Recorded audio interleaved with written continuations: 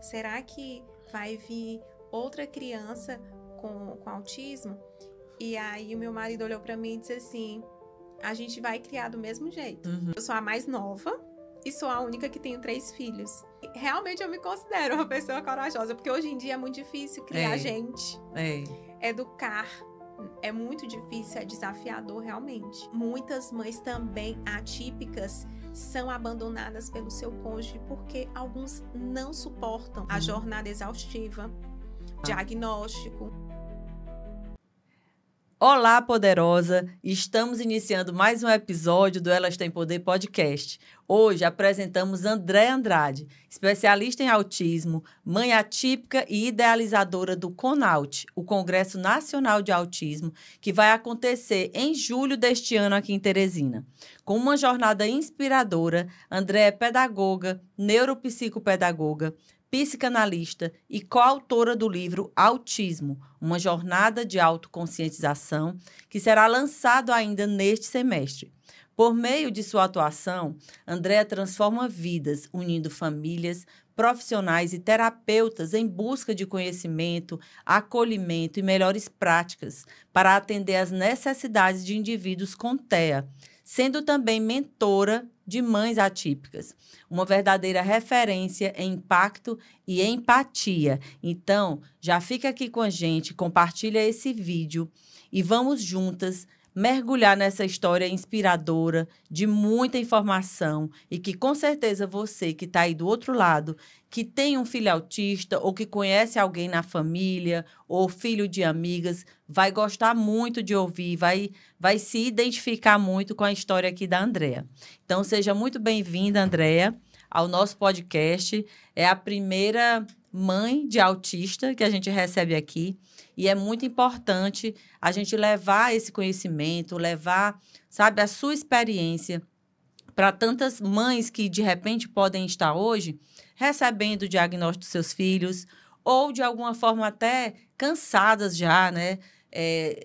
De todo esse desafio que eu acredito que seja muito grande, que você passou e passa e que, graças a Deus, você resolveu aí ajudar, né? Se colocar no mundo como um canal de luz aí para essas mães. Então, antes de mais nada, parabéns pela sua iniciativa, né? Por você, ao invés de se fazer de vítima, ter sido protagonista aí de uma história bem legal que a gente vai, a partir de agora, contar aqui para a nossa audiência, para as mulheres e homens também que assistem o Elas Têm Poder.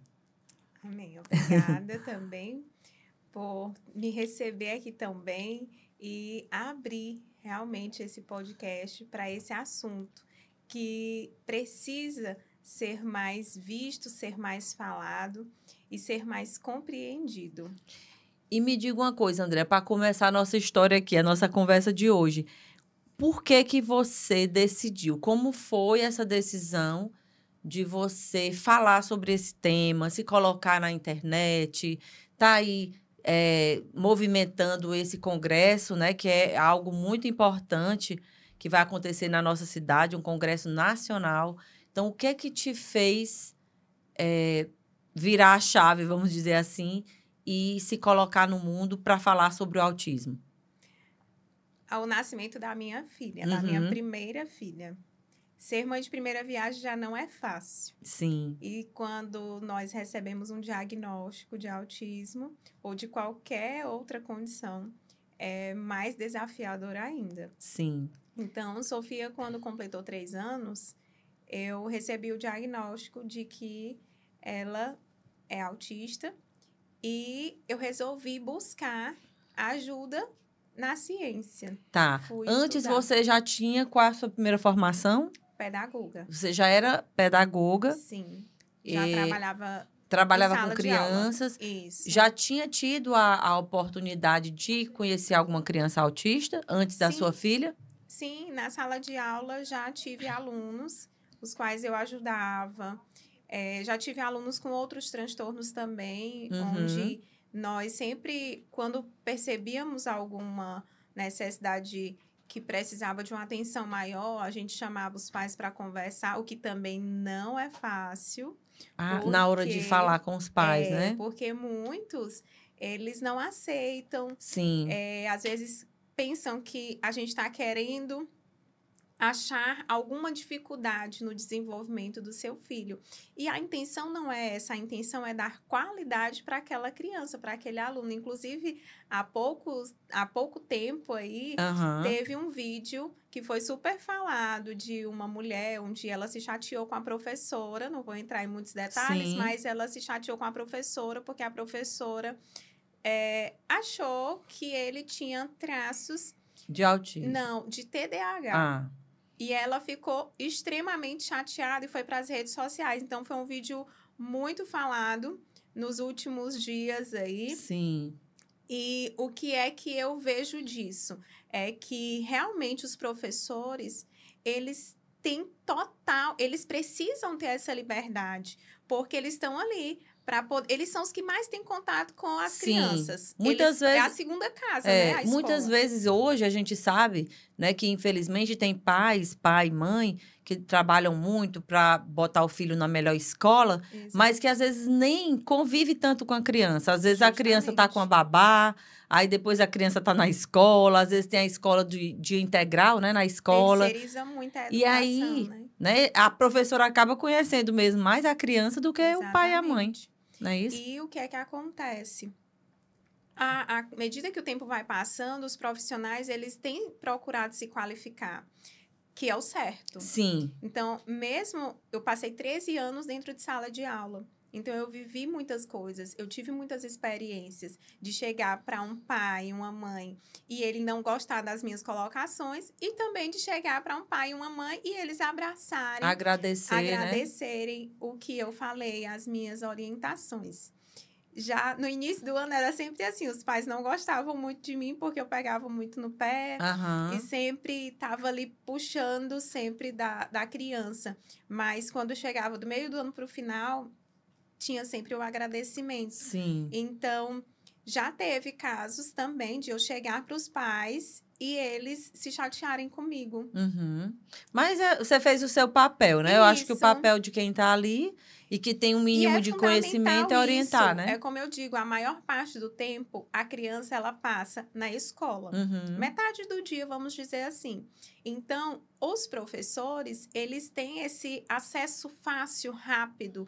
Então, eles acabam tendo tanto acesso àquela criança, tanta intimidade, que ele consegue visualizar as dificuldades. Se é só uma mera dificuldade ou se por trás daquela dificuldade tem algo a mais. Sim. Tem algo que precisa ser tratado, que precisa buscar apoio de um outro profissional. Com certeza. Então, os pais, eles precisam agradecer a esses profissionais que estão antenados, que estão ali buscando sempre melhores condições de estarem em sala de aula para que eles possam apoiar da forma devida seus alunos. Sim. E como foi que você começou a observar, sei lá, já com essa experiência, né? Sim. Então, foi só ali mesmo, com 3 anos, ou bem antes você já estava desconfiando de alguma coisa ali com a sua filha? A Sofia, ela sempre foi uma menina que eu sempre dizia que ela era o bebê que todo mundo gostaria de ter. Porque onde você colocava, ela ficava de boa, brincando. Se eu colocasse um celular para ela assistir um desenho, ela ficava ali dentro daqueles bercinho portátil e eu enchia de brinquedos, de estímulo. Ela brincava, eu brincava com ela, mas ela ficava muito quietinha. Ela só reclamava se fosse com fome ou por necessidades fisiológicas. E aquilo foi passando, mas eu sempre estimulei. Ela demorou a falar. E quando ela entrou, eu botei numa creche um tempo. Depois eu tirei, porque como meu tempo era muito corrido, eu trabalhava de manhã e de tarde, e eu tinha que ter alguém para cuidar da Sofia. Então, acabou que eu também, na época, me senti bem a culpa, bem muitas outras coisas, né? Por não ter percebido antes, eu queria ter percebido mais cedo. Mas, assim, para aquela época, foi cedo, foi um diagnóstico precoce. Naquela época. Hoje não, hoje a gente sabe que o diagnóstico pode ser ainda mais cedo. E A partir de quanto, sei lá, quantos tem meses ou é a partir de anos? quando os traços são bem evidentes, até desde bebê você já consegue visualizar os sinais. E o ideal é que fique observando, leve a profissionais, a pediatras que já têm uma especialidade em autismo, em diagnóstico, porque hoje nós sabemos que tem pediatras capacitados, sim, para diagnosticar, enquanto antes era só neuropediatras, psiquiatras. Hoje nós sabemos que com cursos e o avanço da ciência, muitos profissionais estão buscando essa área e ter conhecimento para justamente ajudar. Sim. Porque imagina, nas regiões, nos estados, nas cidades que não tem tanto acesso a neuropediatra, a neurologista ou psiquiatra, como que essas famílias vão otimizar um diagnóstico se não for aqueles profissionais que estão mais próximo do PSF? Exatamente, os que são mais fáceis, né, desse pessoal. De mais fácil acesso. E aí você observou o que na sua filha? Porque, de repente, quem está ali assistindo tá querendo entender assim, sim, mas o que foi? Como é? Será que meu filho, que está aqui quietinho, ele também tem autismo? Então, o que na verdade, no caso da sua filha, da Sofia, o que foi, assim, que chamou a atenção? O atraso de fala. Ela tinha muitas coisas. Ela tinha atraso de fala, ela tinha colalia tardia imediata, que eu vou explicar o que é. E ela tinha também estereotipias. E hipersensibilidade sonora também. Então, a hipersensibilidade sonora, em alguns momentos, ela tinha medo de sons que tá fossem... mostrando ela aqui. Hoje ela tem... Vai fazer 12 anos. 12 anos, está entrando na adolescência, né? Exatamente. Aí é outro desafio esse momento, né? Ela já chegou, né, na puberdade, já aconteceu, já é mocinha. E aí ela entende? Foi bem tranquilo. Foi bem tranquilo, né? Porque a escola também me ajudou muito nessa parte. Era algo que eu temia muito. Mas, então, o que eu percebi na Sofia? Sofia teve um atraso de fala à escola quando eu coloquei aos 2 anos de idade. A professora teve momentos também que ela entrou em crise na sala, ela não queria ficar na rodinha com os outros colegas. Aconteceu dela cortar a boca, porque ela virou rápido e começou a chorar para sair da roda. Então, ela teve um corte na parte superior dos lábios. E, depois disso... Ela não chegava para as pessoas para brincar. Ela brincava sozinha. Não que ela não interagisse, mas quando chegava alguém para interagir, tudo bem, ok. Mas ela não ia em busca dos colegas, de interagir. Então, ela era muito introspectiva, muito na dela, muito... E o atraso da fala. Ela também não falava Esse atraso da muito. fala, você fala, tipo, 3 anos ela ainda não falava? Exatamente, ela falava pouco. Ela falava, mas falava... palavras curtas, ela não formava frases. A linguagem expressiva dela estava bem atrasada. Sim. Tinha ecolalia tardia imediato, que é isso. A tardia, ela assistia filmes, memorizava as falas dos filmes que ela gostava. Geralmente, ela assistia, quando ela gostava muito de um filme, ela assistia o tempo inteiro aquele filme, o dia inteiro. Ou alguns dias o mesmo. E ela guardava aquelas falas e ficava reproduzindo em outros momentos do dia. A ecolalia imediata era quando eu fazia perguntas para ela e ela reproduzia as minhas perguntas. Sofia, qual o seu nome? E ela dizia, Sofia, qual é o seu nome? E eu tive que também ser a fono dela. Foi aí que eu fui em busca de outras coisas e de um diagnóstico. Porque eu comecei a perceber que aquilo não era de uma criança típica. Tinha algo por trás, algo a mais. Não era só algo dela. Não era só uma brincadeira, tipo, ela estava te imitando. Não.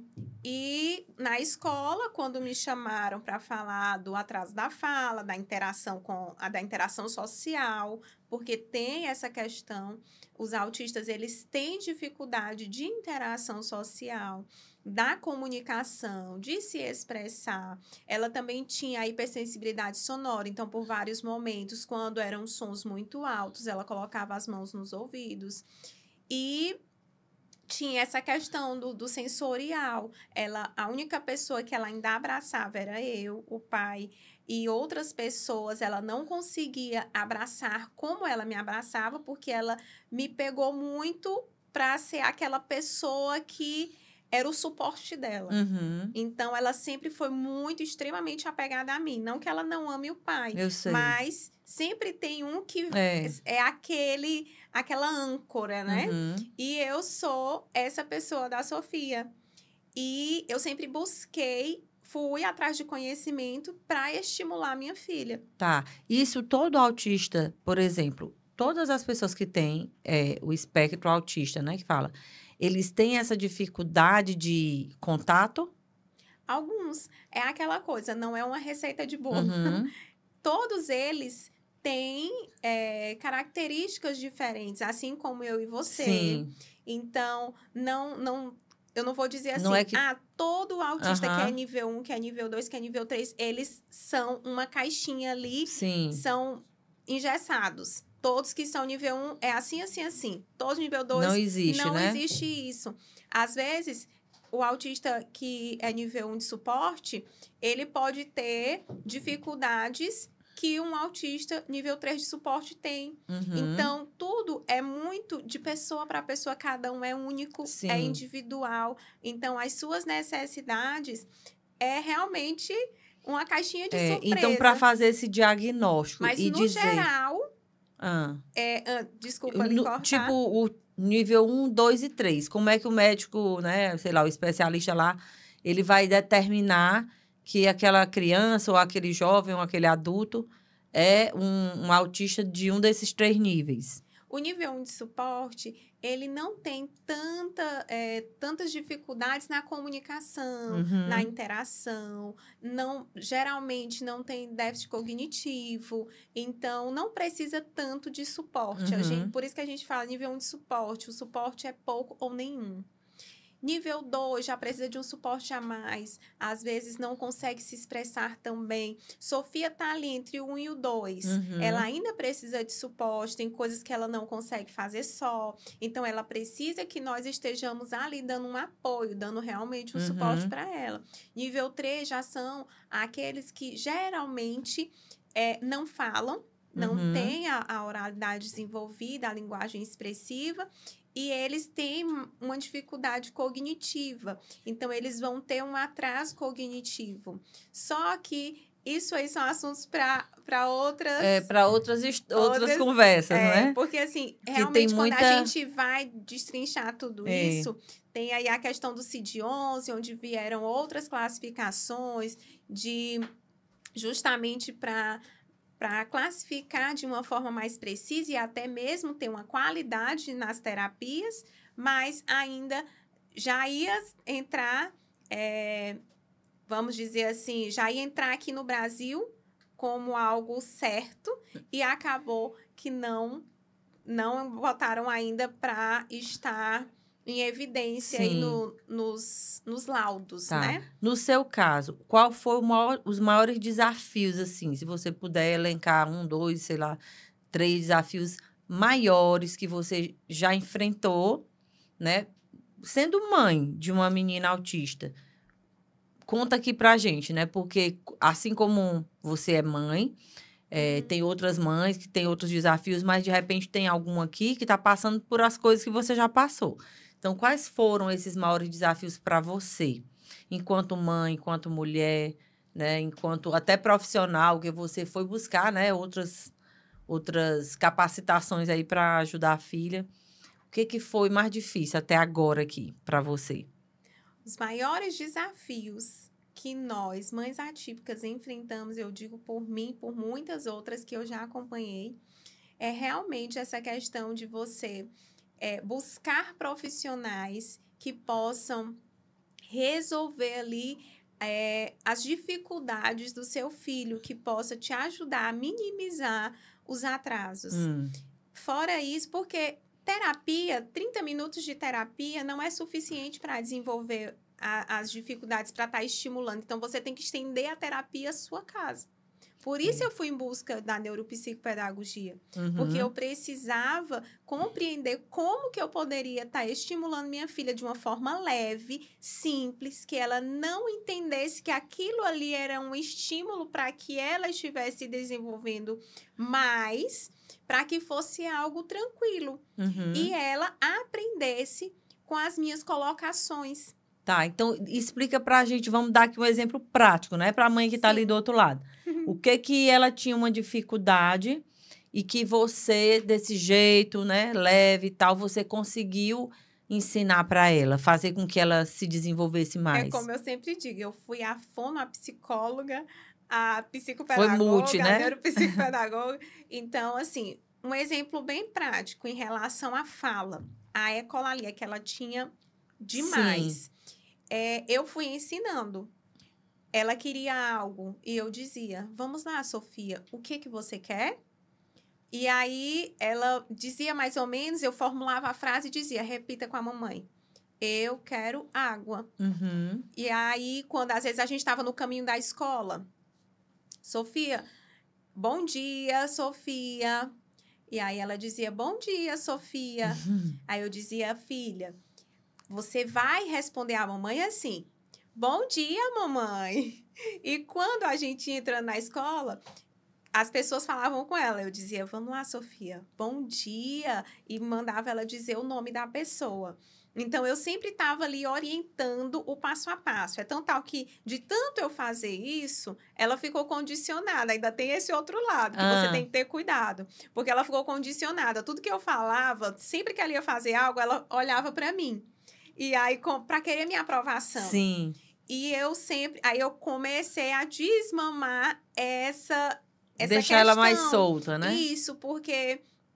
Eu falo desmamar realmente porque é um desmame. Tudo que você começa, que é intenso e que a criança se acostuma, é que nem amamentar. Então, você tem que cortar aquilo ali. E aí, eu fui conversando com ela, dizia, vai, filha, você sabe, responda.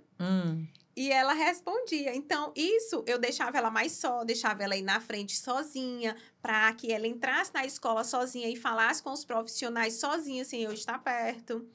E assim ela foi, criando autonomia, criando independência. Era uma roupa, eu dava para ela escolher, eu dava ali umas 3 opções. Qual que você quer usar? Escolha. Teve um dia desse, recente, ela tava... Eu disse assim, vá no seu guarda-roupa, pegue sua roupa pra gente sair. Aí ela disse, tá bom. Foi lá, botou um monte de roupa em cima da cama. Aí ela, mamãe, eu estou agoniada. Porque eu não sei que roupa escolher. Eu disse, você vai escolher a que você mais gostar. A que você se sente bem. E aí eu disse, olha, dessas aí pode ser qualquer uma. E ela foi lá, pegou e usou. Então, assim, é da autonomia. Dentro daquilo que você quer que ela realmente vista. Por exemplo, você não vai botar roupa de casa misturado com roupa de sair. Então, eu pegava ali 3 opções de roupa de sair. Quando ela ia sair, pedia para ela escolher. E aí eu dizia, vamos lá, se vista só. Ah, mas eu não sei, sabe? Você já é uma mocinha. Então, eu sempre estimulava dizendo que ela era capaz. Porque palavra tem poder, eu digo muito isso. E principalmente de mãe para um filho. Ela é muito valiosa e ela é muito poderosa. Então, eu dizia, você é capaz. Você é capaz, vamos lá, você consegue, você sabe, você é muito inteligente. Então, tudo isso foi trabalho. Isso é o quê? Já entra ali na parte mais da psicologia, da mente. Então... Ali eu já ia trabalhando essa parte da psicologia com ela. Eu não sou psicóloga, mas eu tinha que ser a psicóloga da minha filha. Você buscou muita informação, né? Isso. E aí eu fico pensando naquelas mães que muitas vezes não tem, né, essa condição, às vezes nem financeira, nem também social, sei lá, não estudou, não teve acesso. E eu não tinha. O quanto que é difícil, né? E eu não tinha. As pessoas pensam assim, que me vem hoje uma mulher que hoje já se posiciona nas redes sociais, que já tem uma condição financeira um pouco mais estabilizada. Mas nessa época, não. Nessa época, eu trabalhava muito, meu marido só estudava. Então, eu tinha que me virar nos 30, como diz o ditado. Né? E assim, o recurso era pouco. Eu não podia pagar terapias particulares, era a que o plano me oferecia. E nós sabemos que isso já é um outro assunto bem polêmico e é um também. outro problema também, né? Mas eu usufruía do que o plano me ofertava. Sim. E aquilo, para mim, na época, não era suficiente também. Assim como para muitas famílias também não é. Muitas famílias não têm a oportunidade de ter um plano de saúde. É verdade. Mas a mãe, ela tem que entender... Aí é a chave do negócio.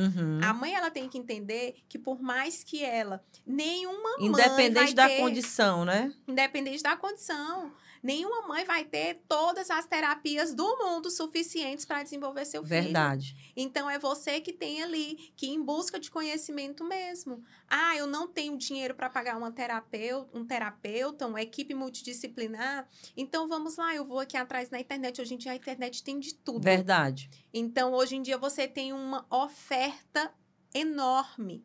É só você querer, ter força de vontade e ir em busca. Porque quando você quer, você faz acontecer. Verdade. Então, você pode buscar atividades que você possa fazer com seu filho. Estímulo sensorial é pegar uma massinha, pegar uma tinta, colocar ele em contato e estimular o tato, a sensibilidade, para que ele te sensibilize. Então, eu tive muita dificuldade com Sofia e muitas outras coisas. E o tempo foi passando e eu ia trabalhando isso. Na escola, ela tinha uma caixa de recurso. Eu colocava várias coisas dentro para que ela se sentisse bem na escola. Botava massinha porque ela amava. Ela ama fazer esculturas de bichinhos com a massinha. E eu colocava dentro dessa caixa de recurso brinquedos que ela pudesse aprender brincando. Colocava a massinha para ser um estímulo, algo recompensador por ela ter feito uma tarefa, ter terminado ali o dia de atividades. Então, algo tão simples, mas para ela era muito grande. Tá, e é muito importante Tudo isso que você está falando, eu estou aqui pensando o quanto é importante uma mãe que não tem todo esse conhecimento ter uma orientação. Por exemplo, como você hoje já trabalha assim, não é isso? Você faz mentoria para mães atípicas. Exatamente. E como é que funciona essa mentoria? A mãe lhe procura lá pelo Instagram? É pelo Instagram e eu passo, porque é uma mentoria paga, só que eu mando o plano para a mãe e oferto dentro daquilo que eu tenho disponível. Eu tenho ferramentas, eu tenho orientações. Então, assim, tudo começa com você, trabalhando o seu pessoal, o seu individual. Então, você tem que começar ali pela sua mente, pela sua história. O que é que você está passando? Você não chegou aonde você chegou do nada. Se você tem algumas dificuldades ou ansiedade, qualquer outra coisa, vem de uma jornada anterior. Então, tudo tem um porquê, tudo tem um para quê. Então, eu trabalho assim, tentando ver o que é que está acontecendo no geral. Avaliando a vida daquela mãe de uma forma geral. Na roda da vida, a gente sabe que existem várias áreas. Que essas áreas, elas têm que andar, a roda tem que girar. Então, nem sempre a nossa vida está ajustada em todas as áreas. O que é que a gente faz?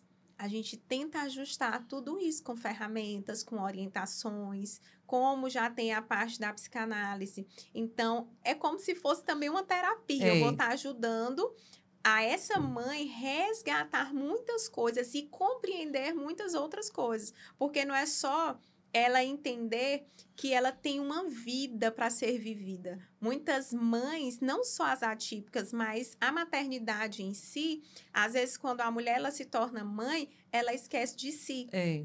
Foca tanto em criar o filho, tanto em cuidar daquela criança, que ela esquece que ela tem uma mulher, vida, né? Que ela precisa se cuidar, que ela precisa ter... Muitas mães também atípicas são abandonadas pelo seu cônjuge, porque alguns não suportam a jornada exaustiva, o diagnóstico.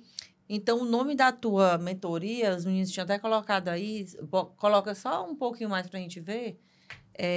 Você, então, é mentoria ativando mães incríveis, porque você pega essa mãe e primeiro faz ela olhar para si como mulher. Exatamente. para depois se organizar internamente e entender como é que organiza ali o ambiente do pro seu filho. lar, para o seu filho. Porque a mulher, ela tem esse poder de fazer com que o ambiente se transforme. Sim. Quando a gente, nós como mães, quando você tá muito estressada, parece que tudo vai mal. Seu esposo fica mal, os filhos não tão legal. Sai de perto. É assim. Mas quando você está bem, tudo começa a acontecer de uma forma leve. Mais leve, né? Porque e é realmente assim, nós temos esse poder. é a escolha, né, que a gente precisa fazer em qualquer... Todos os dias. Todos os dias. Eu tenho isso para viver. De que forma eu vou viver, né? Exatamente. Mais leve ou mais pesada. Então, é a história da sabedoria, que muitas vezes a gente começa a acessar com a maturidade, né? Mas Isso. também não precisa chegar a ter tanta maturidade assim, pode ser mais jovem, né? Exatamente. A gente entender que realmente algumas coisas da vida são desafios que a gente tem que ultrapassar e que tem pessoas que podem nos ajudar. Né? No caso, você teve pessoas que lhe ajudaram, livros, cursos, enfim. E hoje você se coloca aí para ajudar também outras pessoas. Mas uma coisa também que eu queria te perguntar é que a Sofia foi sua primeira filha, né? Teve todo esse desafio e tal, e você ainda teve mais 2 filhos, né? Depois da Sofia. Então, Sim. eu, no meu ponto de vista, assim, é algo muito corajoso, porque a gente termina ficando com aquela coisa, será que o próximo vai vir também? Ou então, será que eu vou dar conta de cuidar de 2 crianças, né? Já que essa daqui está me pedindo mais atenção. Sim. Como é que foi isso? Foi algo planejado? Foi uma gravidez não planejada? E como é que você, né, vivenciou aí essas outras gravidezes aí? Ter outras gestações depois de uma gestação que vem o diagnóstico de uma criança atípica, gerar outras 2 vidas não é fácil. Não é fácil até mesmo ali dentro de casa. Mas nenhum dos meus filhos foram planejados por mim.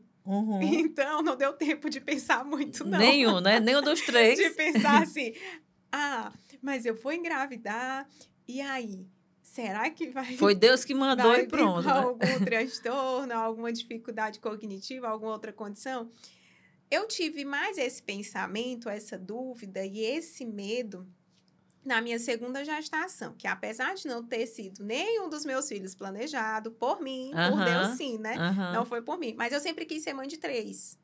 Eu sempre quis. Meu marido era que dizia, não, 2, já tem um casal. Minha mãe, que tem 4, dizia assim, com 2, ela, minha filha, já tá bom, um casal, você teve um menino e uma menina. Mas o que era que passava na minha cabeça, como mulher e como mãe? Eu tive uma filha que recebeu um diagnóstico de autismo, então ela vai ter coisas que eu não vou vivenciar com ela. Não é porque, mas tu não tem fé? Tenho fé. Ela é estimulada. Só que tem coisas que vamos ser realistas. Eu não vou viver com ela. E aí eu tive um menino. E eu dizia, Senhor, eu quero uma menina. Porque eu quero viver o que eu não vou viver com a Sofia. Com essa outra, minha outra filha. Foi uma gestação bem difícil, a minha última. Mas foi um milagre, um verdadeiro milagre de Deus, né? Porque foi prematuro, foi um parto prematuro. Eu vivi muitas coisas diferentes na minha última gestação que eu ainda não tinha vivido. Mas que foram necessárias também para me forjar ainda mais. Para eu ser mais forte. Para eu ser mais resiliente. Então, eu tive esse medo na gestação do Pedrinho. Do Pedro Gabriel. E eu pensava, meu Deus, eita amor, já tem a Sofia. Será que vai vir outra criança com autismo?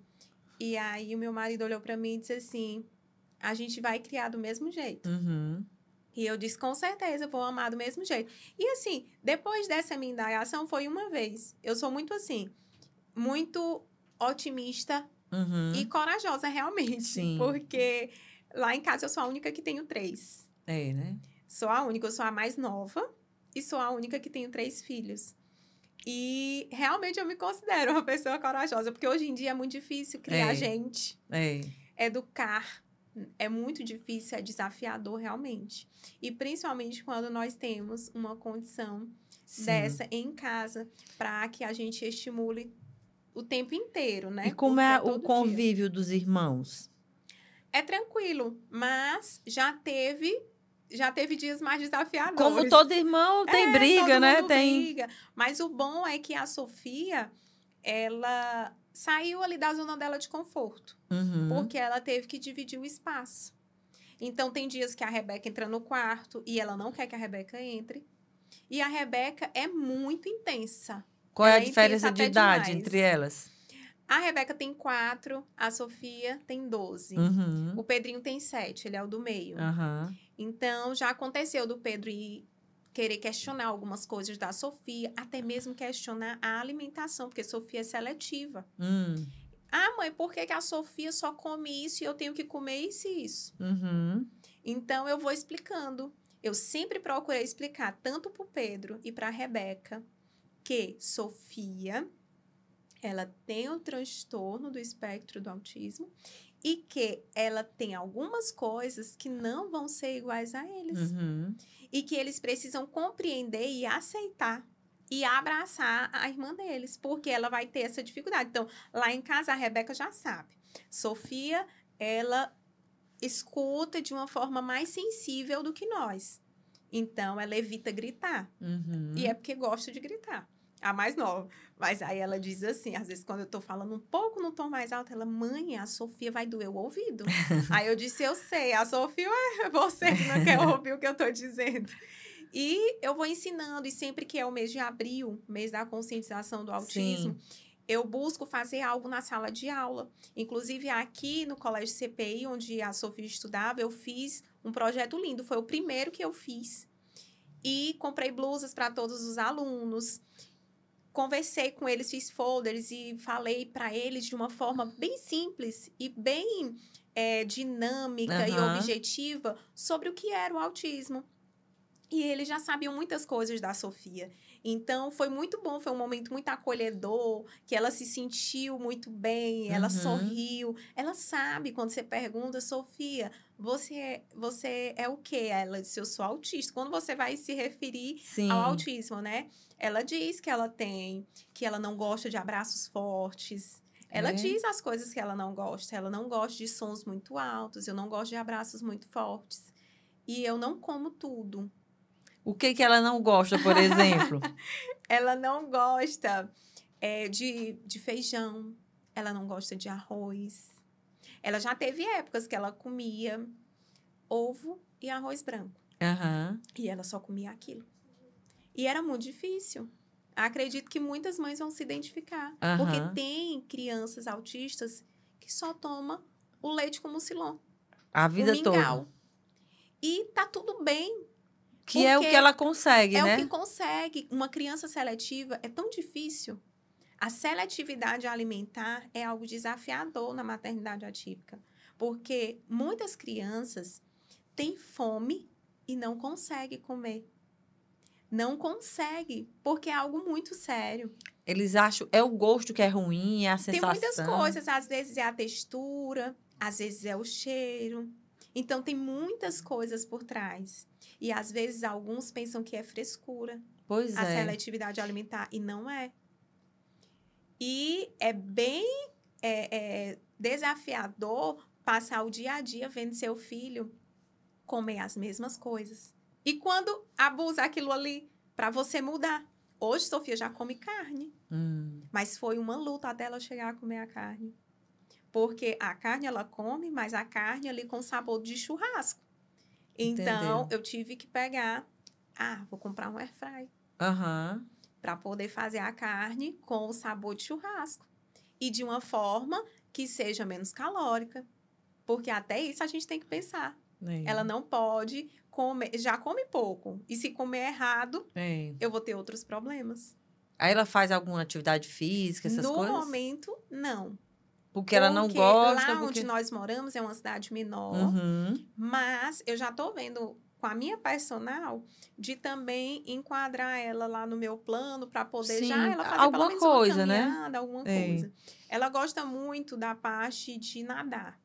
Então, às vezes, eu levo para alguns lugares. Alguma tem piscina, lagoa lá né? em Alguma Tutóia, coisa. tem piscina, tem muitos lugares bons lá. E eu sempre levo, ela gosta. Ela ama piscina, ama água. Isso é algo simples, que a mãe pode estimular o filho. Que é uma atividade também, né? Que é uma atividade de sensibilizar. Aham. E você ali tá fazendo atividade com seu filho. Então, de interação.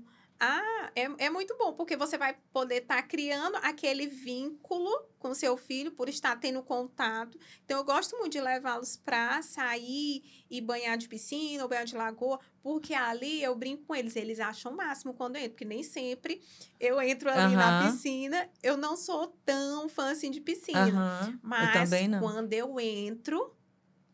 eu sou a atração. Aí eles querem que eu passe a tarde inteira, o dia todinho com eles na piscina brincando. Mas isso é importante, esse contato. Então, André, eu quero te pedir agora 1 minuto aqui de atenção só para os nossos patrocinadores, e aí a gente vai continuar a conversa. Sim, que eu tô achando muito interessante e vendo o tanto que é importante, né? Essa mãe vir falar do dia a dia, das coisas, porque às vezes você está falando só com o médico, só com o psicólogo, e é uma linguagem mais técnica, e às vezes a mãe que está lá dentro de casa não sabe direito como se virar ali em determinada situação, né? Então, está sendo super interessante. Mas eu queria agradecer aos nossos patrocinadores, que nos ajudam a colocar aqui esse projeto no ar. Então, a gente está com a Madame Petit, que é uma loja aqui em Teresina, na Almero, uma loja maravilhosa, que faz, né, me ajuda aqui com os looks, para que a gente possa receber as mulheres poderosas aqui para conversar. Então, se você gosta de um local onde tem roupas femininas, de bom gosto, de preços também bem interessantes, então passe aí a câmera do seu celular no QR Code que aparece na tela e visite aí o Instagram da Madame Petit para você conhecer e, quem sabe, ir lá fazer uma visita, né, a elas. Também eu quero agradecer ao Salão Unique, que também é um salão que está com a gente já há algum tempo e que aposta aqui no nosso projeto e que me ajuda aqui com meus cabelos, né, fazendo tratamentos e tantas outras coisas. O Salão Unique é de uma mulher também que já apareceu aqui no Elas Têm Poder, que é bem empreendedora e que também tem uma história de vida interessante. Então, se você quer conhecer o Salão Unique, fazer algum tipo de tratamento, porque eles fazem tratamento capilar, passe a câmera do seu celular no QR Code que está na tela e você vai aí agendar a sua visita ao Salão Unique e agradecer também a Discar Distribuidora, que está com a gente desde o início. E é uma empresa que acredita muito no potencial das mulheres, que investe, né, em lideranças femininas na sua empresa. E ela está hoje no Maranhão, na cidade de Caxias e Presidente Dutra. E, mais uma vez, falar um pouco aqui do nosso estúdio. O ETP Estúdio, que é esse local que você está vendo aqui, que você pode também vir fazer os seus infoprodutos aqui. A gente aluga por hora e você vem fazer o seu podcast, os seus vídeos, a sua palestra, né, o seu curso online, tudo que você puder fazer em relação a infoproduto, a gente consegue realizar aqui no ETP Estúdio. Também os meninos colocam aí o QR Code na tela. Você pode entrar em contato com a nossa equipe e vir para cá desfrutar aqui dessa nossa tecnologia. Então, vamos aqui agora voltar para a nossa conversa, que é o que importa. Vamos falar do congresso. Esse congresso que vai acontecer em julho, não é? Exatamente. Então, quais são as pessoas que vão vir palestrar nesse congresso? Como é que vai acontecer? Né? Como é que a pessoa consegue acesso a informações? Conta para a gente como é que vai ser, porque eu acredito que vai ser um marco aqui na nossa cidade e na redondeza aqui, né? Com certeza. O primeiro Congresso Nacional de Autismo vai acontecer em Teresina. E vai ser algo realmente memorável, inovador. Já tiveram outros eventos na cidade sobre autismo, mas O bom é que agora nós vamos reunir profissionais renomados que são referências nessa área de vários lugares do Brasil. Não vou citar nomes, porque são muitos, mas vem palestrantes de São Paulo, Curitiba, Belo Horizonte, Bahia e muitos outros lugares. E também profissionais daqui da nossa cidade, porque nós não podemos esquecer que em Teresina existem profissionais muito capacitados. Eu sou a idealizadora do CONAUT e Clara Nogueira, ela está me ajudando, organizando esse evento que vai ser um marco na nossa cidade, no nosso estado e região. Com toda certeza, as pessoas que estão aqui nessa cidade e em outras cidades que quiserem se fazer presente serão muito bem-vindas e com toda certeza vai sair com muita informação. E são 2 dias, né? Exatamente. Eu queria era mais, só que fica muito exaustivo. Então, nós escolhemos palestrantes que possam realmente passar informações super importantes com evidências. Sim. E vai ser sempre palestra ou vai ter oficinas, vai ter talk show, vai ter outras coisas? Vai ter o talk show com 4 mães atípicas. Eu vou ser a mediadora para que as mães entendam que a maternidade atípica, ela tem muitas outras coisas que envolve e que você não precisa se anular para ser uma mãe incrível. Você pode, sim, ser profissional, ser mãe, ser esposa, ser dona de casa e as coisas fluírem. Então, essas 4 mães, elas são profissionais, elas conseguem lidar com a vida profissional, com a vida de casa, de organização do lar, com a vida indo para terapias, estimulando seus filhos, que não é algo fácil. Mas todas essas mães, é isso que eu quero mostrar para as pessoas. Como que elas conseguem? Como que elas conseguem lidar com esses desafios e tudo... e dar conta. Dar conta de tudo. Na realidade... Não é nem dar conta de tudo, mas é dar conta da continuar, da maneira que cada uma dar, consegue. Né? O que a gente é interessante aqui que você está falando e que você vai trazer para mostrar, além das informações muito valiosas, né, que esses profissionais vão trazer, é esse momento também de integração dessas pessoas se conhecerem, trocar ideias, exatamente, né? Esse network, né? Esse ecossistema aí que é muito interessante, que às vezes uma fala, uma dica, né, que alguém dá ali já resolve ali boa parte daquele desafio que você estava vivendo. Justamente. E também a questão da mentalidade, né? Porque a gente, muitas vezes, quando a gente está isolada, enfim... Ninguém sabe o que é o autismo, ninguém sabe ali na minha família, sei lá, ninguém sabe lidar. Então, você se sente, eu acredito, como se você estivesse no meio do mar, sem saber para onde ir, né? E quando você encontra pessoas que estão vivendo ali aquela mesma realidade que você vive, e você encontra ali um profissional dizendo, olha, mas tem essa maneira da gente lidar com isso a gente resolve assim. Exatamente. Aí vem uma mãe e diz, olha... Eu estou conseguindo trabalhar, eu consigo me arrumar, eu vou para uma academia. Então, essa mulher ou esse pai, enfim, esse familiar, né, que está ali cuidando daquela criança, começa a virar, né, realmente a chave, a entender, a ter um ponto de vista diferente sobre aquilo, né, que, tipo, a vida não acabou. O próprio Marcos Mion, né, eu acho muito interessante a maneira como ele mostra... o filho dele, né? E aquela relação. E o filho com esqueci o nome dele agora. É o Romeu. É o Romeu. Então, o Romeu lá, filho do Marcos Mion.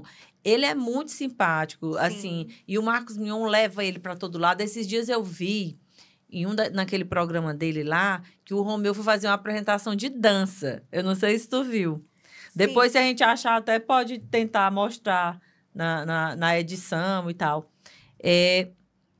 Muito legal, assim, ele fez uma apresentação e disse que parece que já era a 2ª ou era a 3ª, que todo ano ele faz. É verdade, eles fazem. Mas a mãe vai ver e o Marcos Mion fala e tal, e ele fica empolgado nos ensaios. Então, eu acho legal ele falar, ele mostrar, porque ele é alguém muito...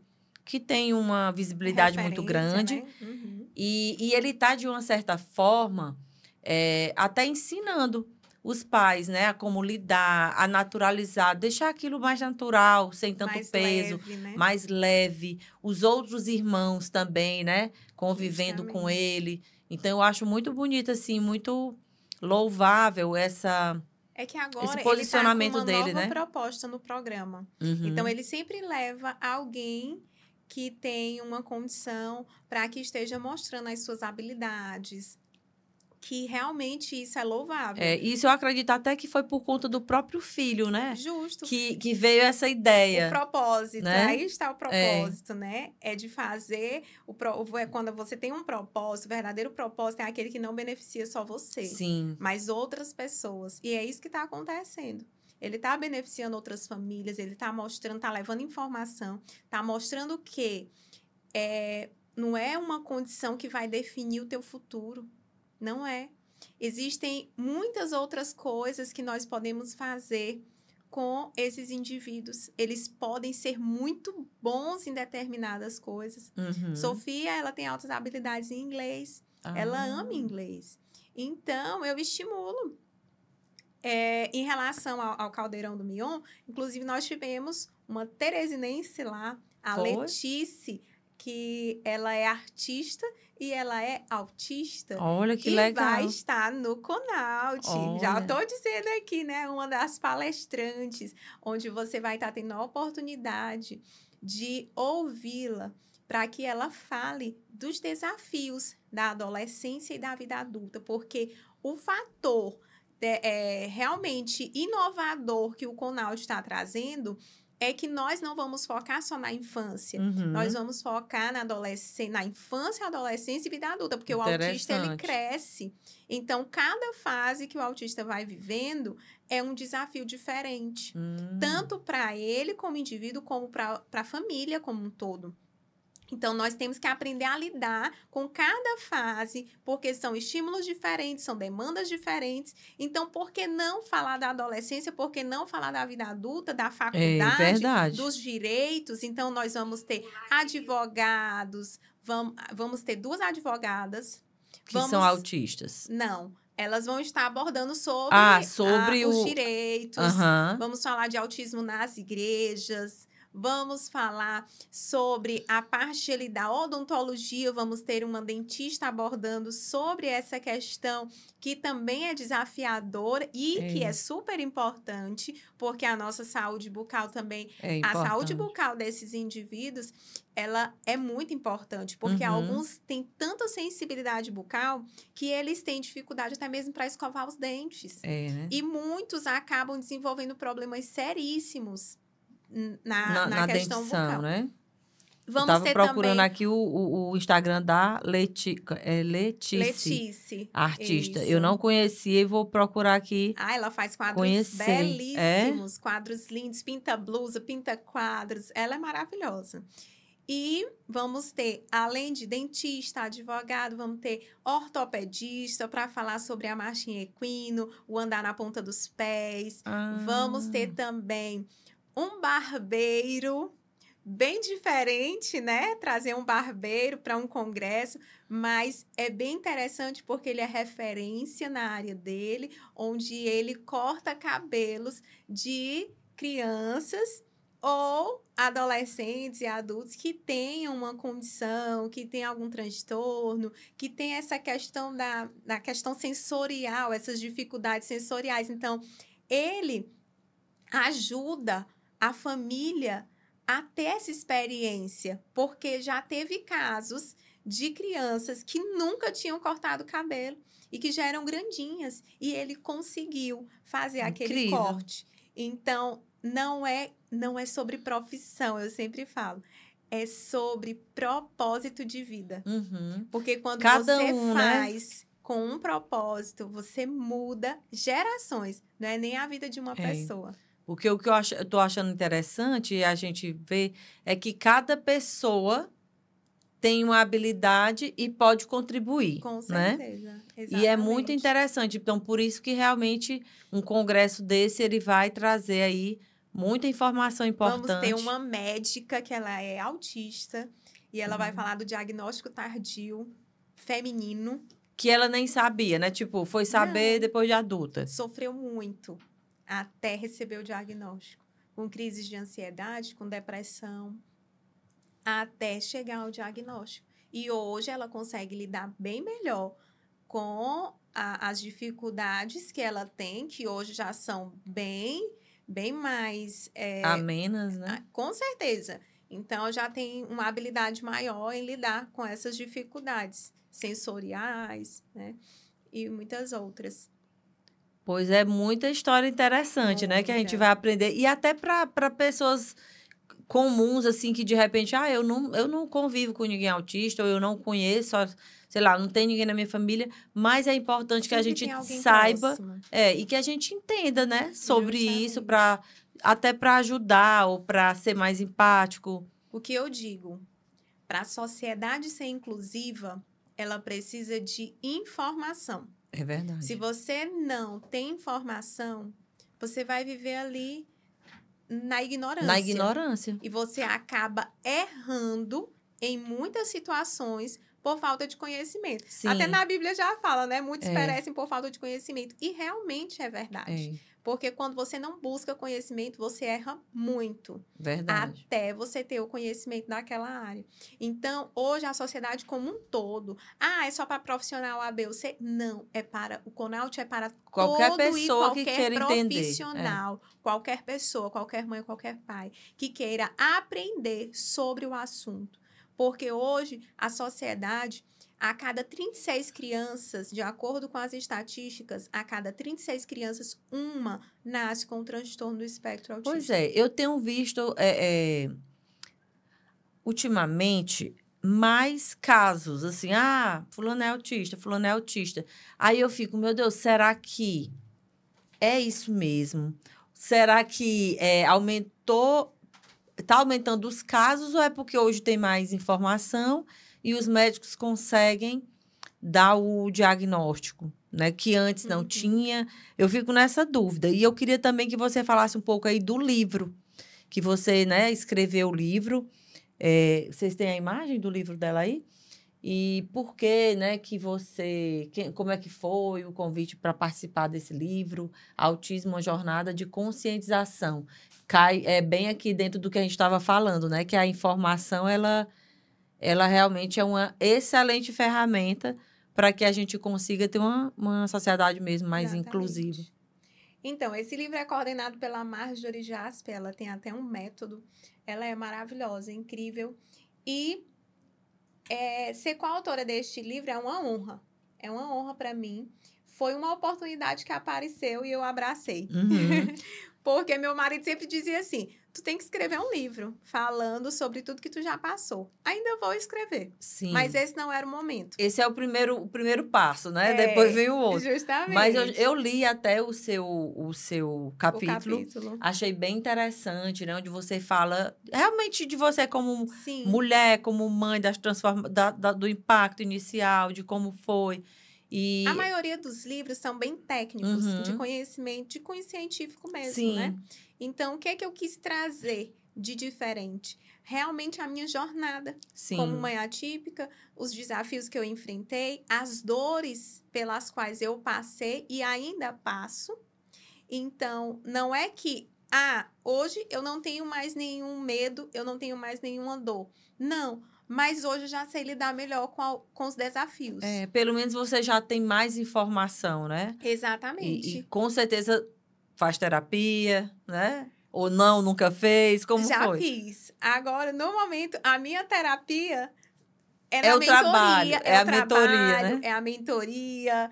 Eu tenho 2 mentoras. Na vida, você tem que ter uma mentora. Sua mentora, ela já é uma terapeuta. Eu considero toda mentora terapeuta, porque é impossível você cuidar de uma pessoa, você mentorar e você não transformar aquela mente, você não transformar aquela vida.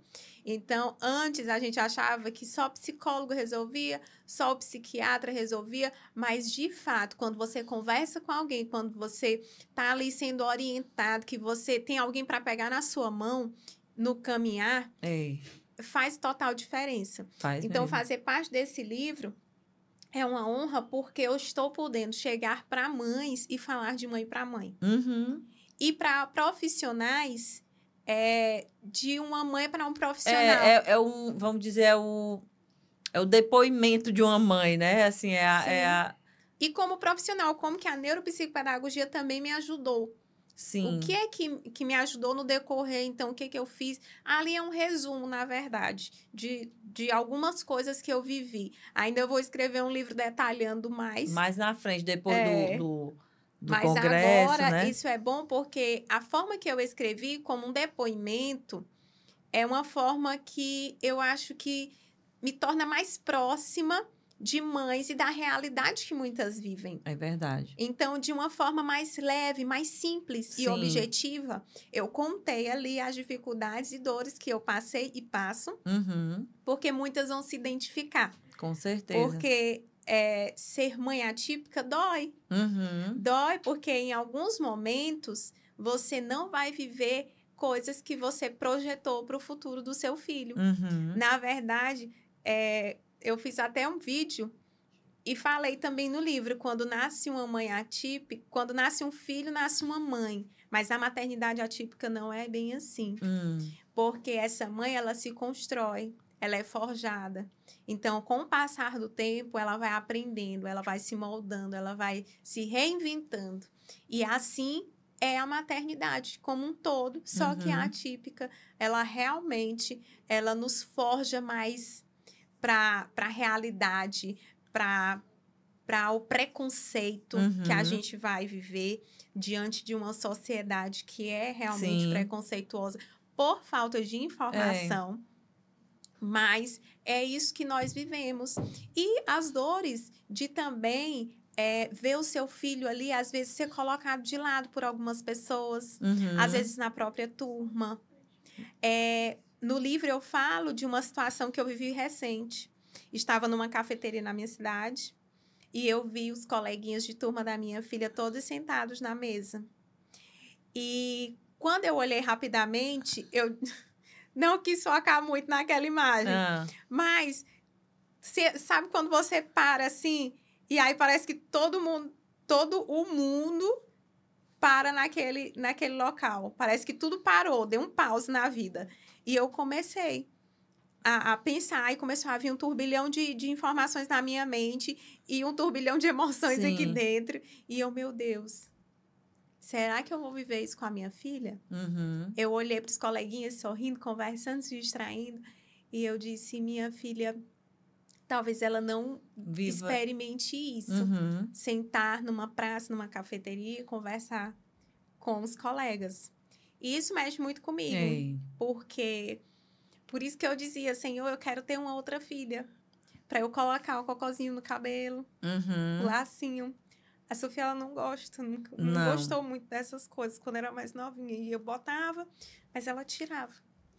Então, a Rebeca, ela já é mais vaidosa, ela é bem parecida comigo. Aí já vai viver esse outro lado, né, com ela. E aí, já gosta de se maquiar, já quer se maquiar antes do tempo. Já a Sofia, não.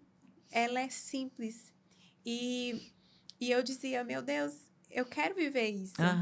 De ter a minha filha ali dividindo minhas maquiagens. Então, de poder dizer assim, minha filha vai pro shopping com as amigas. Minha filha vai para uma cafeteria, para uma pizzaria com os amigos. Minha filha vai fazer um trabalho em grupo. Ela já fez uma vez e foi muito bem acolhida. Que bom.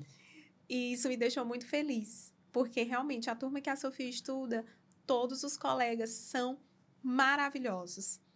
Claro que aquele momento mexeu comigo, mas eles, assim, nada contra eles. Sim, mas uma foi situação, a situação, né? que mexeu, entendeu? Porque eu visualizei, poxa, minha filha não vai viver isso.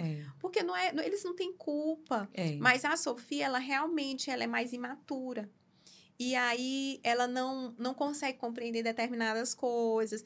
Ela conversa de tudo, ela é bem desenrolada. Hoje ela já tem uma fala expressiva maravilhosa. Mas falta algo em relação à socialização Sim. que ela ainda não consegue atingir. Tem um nível ali que ela ainda não consegue.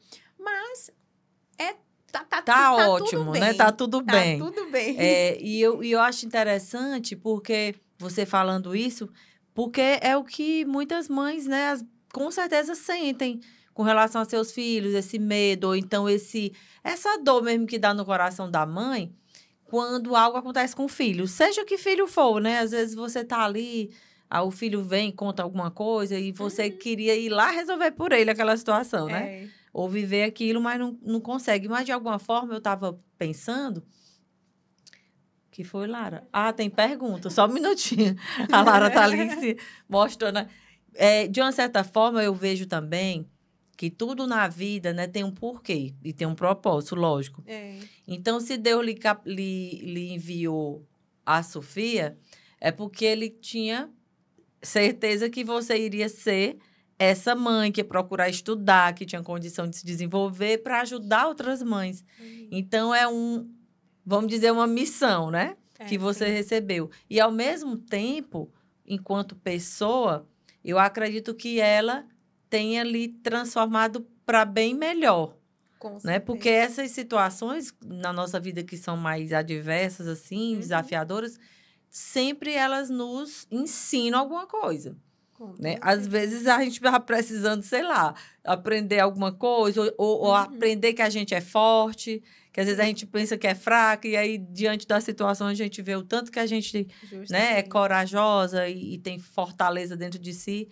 Então, acredito que exista aí uma ajudando a outra, né? Ela lhe ajudando a se transformar numa pessoa, numa mulher mais, né, mais cada vez melhor, mais corajosa, mais altruísta, né, de querer ajudar mais pessoas. Sim. E você ajudando ela a se desenvolver na vida. De não pensar só em mim, pensar mais no bem-estar do outro. Exatamente. Porque, realmente, a Sofia, ela é um divisor de águas na minha vida. Ela foi e sempre será.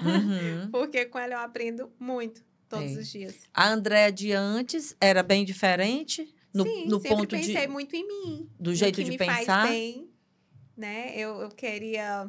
Meu Deus, conquistar o mundo. Mas, assim, tinha muitos sonhos. Eu sou uma pessoa que... Sou sonhadora. Só que, assim, antes eu pensava muito em mim. No eu. E com a Sofia, eu me tornei mais humana.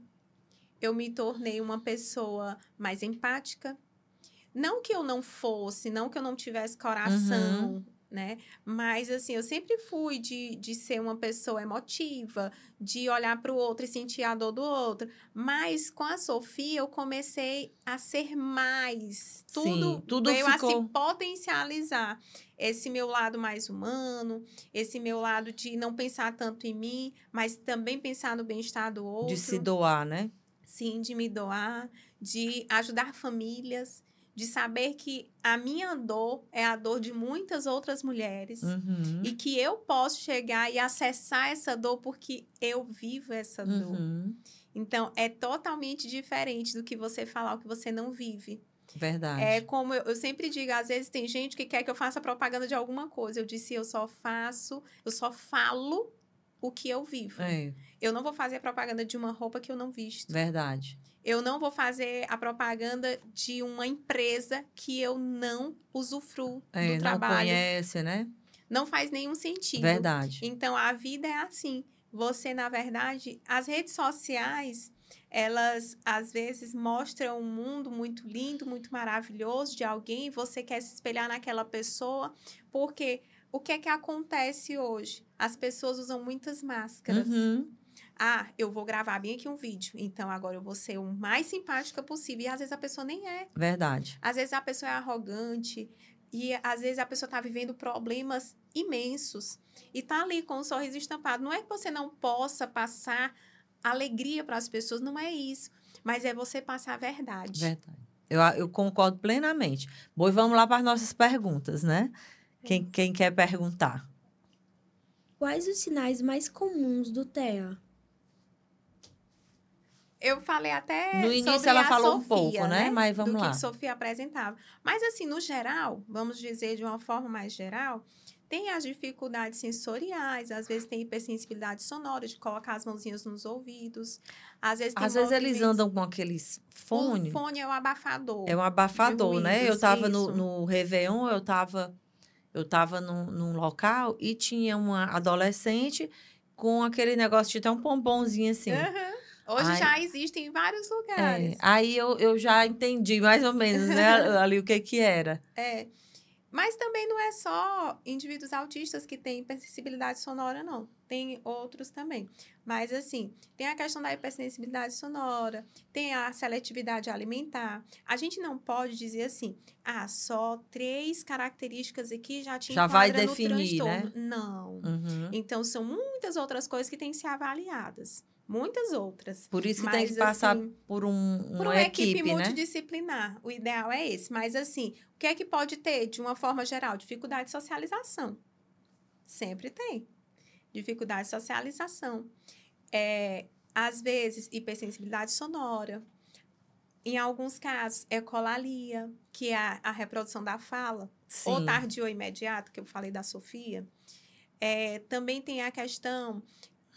às vezes as pessoas falam do andar na ponta dos pés. É porque o andar na ponta dos pés, a marchinha equina, ela pode ser questão sensorial ou ela pode ser um problema já ortopédico. Então, aí só o ortopedista para avaliar. Uhum. Vá para o Conaut que você vai entender. Lá vai ter de tudo um pouco, né, no Conaut. Exatamente. Então, tem essas características. Agora também, a gente tem que entender que tem as características que não te enquadram no transtorno. Às vezes, você tem algumas características aqui pinceladas, né? Eu tenho isso, tenho isso. Às vezes, você tem dificuldade de socializar, mas você não tem comportamento estereotipado. Ainda tem uns comportamentos estereotipados. Algumas crianças ou indivíduos, eles precisam se movimentar. São os movimentos, os flaps, às vezes com as mãos, ou movimento com o corpo, de ir para frente, ir para trás. Então, tem alguns movimentos estereotipados que também são percebidos. Só que o que eu quero dizer, nós temos o fenótipo ampliado, que é quando o indivíduo ele não está dentro do transtorno, mas ele tem características. Geralmente, a gente vai achar nos pais ou irmãos alguma característicazinha. Porque, por exemplo, Andréa, eu gosto, às vezes, de ficar sozinha, isolada. Às vezes, eu não quero ouvir barulho de nada. E aí, eu me tranco no quarto e peço para as crianças ficarem mais lá fora, brincando, assistindo. E eu tenho ali meu Seu momento tempo, né? de solitude. Porque eu não quero barulho, eu quero ficar mais concentrada, quero fazer minhas coisas. E, às vezes, eu não quero. Assim, hoje em dia, eu gosto muito de ficar em casa. Eu saio para resolver minhas coisas, mas tem momentos que eu quero ficar muito em casa. Ultimamente tem sido bastante. Eu até disse, meu Deus, eu nem posso assim, me privar tanto. Eu tenho que ir tirando isso da minha mente, né? Que só em casa, só em casa. Mas eu amo meu lar. Para mim, não existe lugar melhor do que a minha casa. Então, eu amo. Mas também gosto ali da minha solitude. Então, o fenótipo ampliado, ele é justamente isso. É você ter características, mas que não te enquadram no transtorno. Tem mais alguma pergunta? Tem níveis de autismo e quais são eles? Atualmente, a gente tem os níveis de suporte, o nível 1 de suporte, nível 2 de suporte, nível 3 de suporte, que eu também mencionei anteriormente, né? Que a Sofia está entre o 1 e o 2. Então, para você ter esse diagnóstico, realmente um profissional qualificado que possa realmente avaliar junto com a equipe multidisciplinar é essencial. Então, não tem como você correr disso aí. Você precisa passar por profissionais que realmente são competentes na área para que eles possam avaliar qual o nível de suporte aquele indivíduo ele está inserido. Teve algo que você falou que eu não respondi, que foi sobre por que hoje está tão evidente em muitos já está tendo muito diagnóstico, né? A gente acha que está aumentando os casos e tal. Na verdade, há muito tempo atrás, já existia Pois é. o autismo. Mas a maioria desses indivíduos eram mantidos em clínicas psiquiátricas. Era. Então, assim, eram escondidos. Eram chamados de deficientes mentais. E, em muitos casos, ficavam nessas clínicas escondidos, às vezes acorrentados, medicados de uma forma que, às vezes, estava ali fora até mesmo de si. E ficavam ali por toda a sua vida. As famílias, muitas vezes, deixavam nessas clínicas por vergonha, porque não queria ter um filho com alguma outra condição. E, com o passar do tempo, as informações foram chegando, os estudos foram acontecendo e hoje nós temos, graças a Deus, essa gama de informações, as redes sociais. Isso, que ajudou muito também, né? Justamente. Então, assim, hoje você já busca. Eu tô vendo que no meu filho tem característica A, B e C. Eu vou levar num profissional. Será que por trás? Claro que tem casos que você, às vezes, quer também rotular. Meu filho tá com birra. Ele deve ter... TDAH, né? Não é nem TDAH, é TOD. Transtorno opositor desafiador. Aí, todo caso de birra tem transtorno opositor desafiador? Não, gente. Toda criança também, ela tem suas birras, ela tem suas contradições de não aceitar. E, todo menino que é muito ativo, que brinca demais, tem TDAH? Tem hiperativo? Ou que é desatento, né? Não, nem todo caso você precisa, como eu disse, tem que avaliar bem para você realmente chegar ao diagnóstico certo, né? E como pai e mãe também, entender que você precisa buscar conhecimento. Justamente. Né? Independente de classe social, de tudo, tem que buscar conhecimento, porque como é que você vai criar um ser humano, né? Sim. Seja ele com autismo, ou TOD, ou qualquer outra coisa, se você não tem um entendimento, né, de como cuidar. E a gente... Eu, pelo menos, eu acho isso. A gente deve tentar ser o máximo, né? Fazer o máximo que a gente pode dentro das nossas condições. Lógico que a gente, como mãe, erra, né? Que a gente pode, de repente, algo passou despercebido, a gente não viu aquilo. E também ninguém precisa estar se martirizando, né? Porque que é outra coisa também que é muito forte, principalmente na mãe. Achou que errou. Essa coisa de ficar se culpando, mas eu devia ter percebido isso antes, né? Eu devia ter não sei o quê, mas foi o que você conseguiu ver. Justamente. Mas, de alguma forma, também entender que tem, né? Esses profissionais, tem as coisas online que a gente pode buscar, tem estudos que a gente pode se informar e incluir, né? Mais realmente conseguir lidar melhor com tudo. Tanto a família, como a gente, que às vezes não tem ninguém na família, mas que é amigo, que é a professora, né? A mãe do coleguinha lá do colégio. Justamente. Todo mundo precisa entender um pouco, né? Para que realmente essas crianças, os jovens e os adultos consigam se desenvolver dentro daquilo que eles podem. Tem até um seriado também que eu assisti na Netflix, que é um médico. The Good Doctor. Sim. Eu adoro aquele seriado, a gente assistiu tudo. E também tem a Advogada Extraordinária. Eu não assisti esse. Ela já tem características mais fortes, mais evidentes. É na Netflix bem também? Interessante, também na Netflix. Pois eu vou procurar, Advogada Extraordinária. Andréa, e o que a Andréa de hoje diria para aquela Andréa mãe lá do início? Enfim, se você lá no início tivesse toda essa informação que você tem hoje, você acredita que teria sido menos, vamos dizer, doloroso lá no início? Porque eu acredito que quando você recebe um diagnóstico, realmente não é fácil. Não. Né? É um choque. Porque você tem aquela expectativa, meu filho e tal. E aí vem, não, é autista. Eita, e agora? O que eu faço?